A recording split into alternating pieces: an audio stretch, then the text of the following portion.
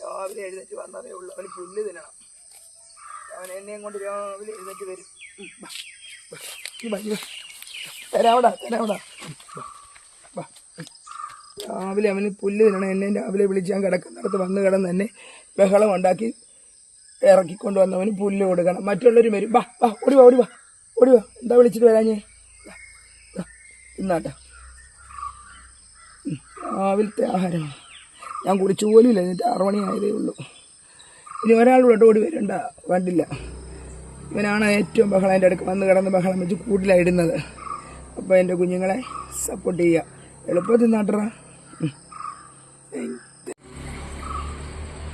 അവർക്ക് പോരാ. താങ്ക്യൊക്കെ പറഞ്ഞ് നിർത്താമെന്ന് കണ്ടപ്പോഴും പിന്നെ എന്നോട് ബഹളമാണ്. കുറച്ച് ഓടി വാ.